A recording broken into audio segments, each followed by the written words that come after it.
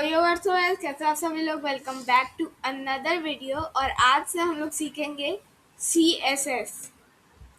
और CSS में हम लोग बेसिक स्टाइलिंग सीखेंगे आज से।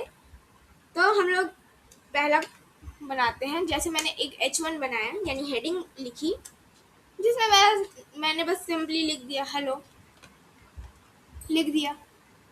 अब ये नॉर्मली तो अगली दिखती है, ये देखो बस एक बेसिक सा टेक्स्ट। अब इसको स्टाइल कैसे करना है आज हम लोग सीखने वाले हैं। हम लोग यहाँ डालेंगे स्टाइल टैग, स्टाइल लिख के एंटर मारेंगे और एंटर मारेंगे। अब यहाँ हम लोग कोई भी चीज़ को स्टाइलिंग कर सकते हैं। जैसे मैं कर सकता हूँ बॉडी, बॉडी स्पेस फिर कर्ली ब्रैकेट। अब एंटर मारूंगा तो मैं कर सकता हूँ text align, text align centre, centre. अब इसका मतलब क्या है, बॉडी यानी पूरा जो पेज है उसको बॉडी बोल रहे हैं। अब जो टेक्स्ट अलाइन सेंटर है यानी जो भी टेक्स्ट लिखा हुआ है उसको सेंटर में अलाइन कर दो। तो देखो ये H1 हमारे सेंटर में आ चुका है, पर अभी भी अगली लग रहा है। तो हम लोग और चीज़ें इसमें ऐड कर सकते हैं। जैसे मैं इसका बैकग्राउंड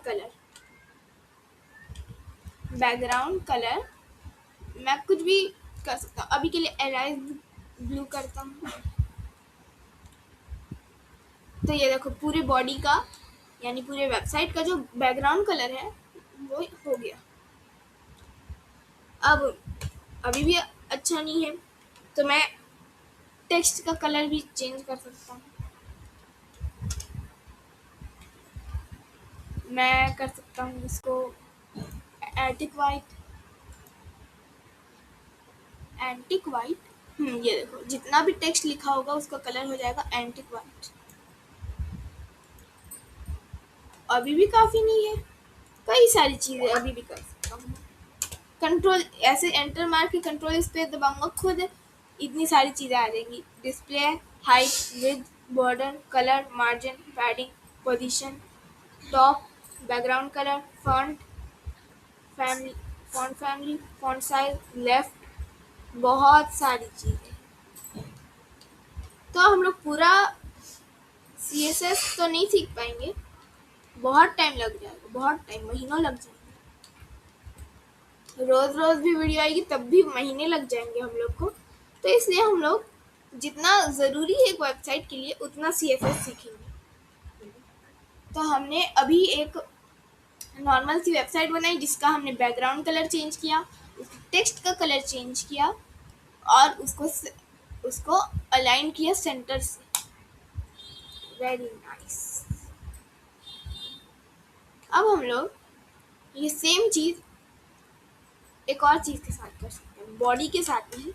हम लोग इसको करेंगे अब H1 के साथ। H1 यानी H1 में जो भी लिखा होगा उसके साथ ये होगा।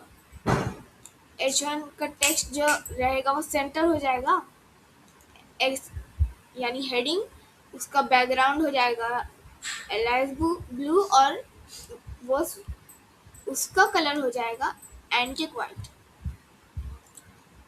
अब ये H2 होता तब भी हो जाता। जैसे मैं अगर इसमें यहाँ करूँ, ऑल्ट दबा के एक और बार यहाँ 1 में दबाऊँ तो मेरे दो कर्सर्स आ जाएंगे।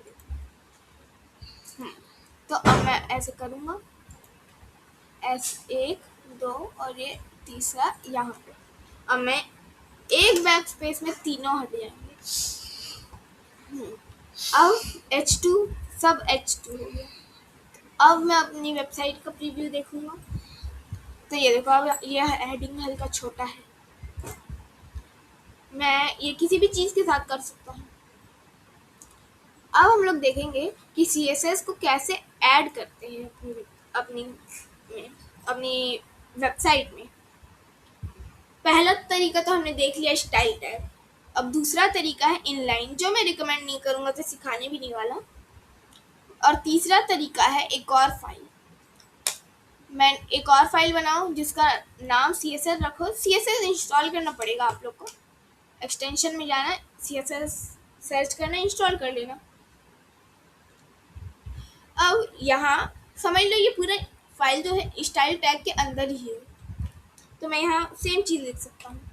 H1 में जो है स्पेस उसका कलर कर दो, उसका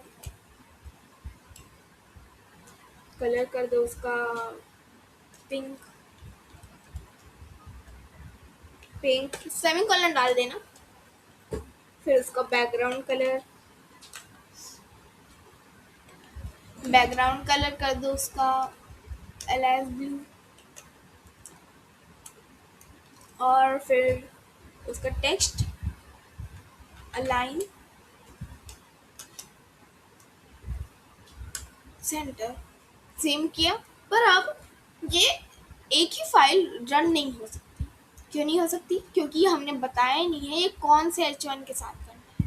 तो हम लोग अपनी मेन index.html में जाएंगे और यहाँ लिखेंगे लिंक CSS, है ना। फिर एंटर मारेंगे तो link rel is equal style sheet और href यानी जो नाम है, तो css.css नाम है मेरी फाइल का, CSS वाली फाइल का, तो मैंने वो डाल दिया। अब जो भी ये दोनों फाइल्स हो गई अब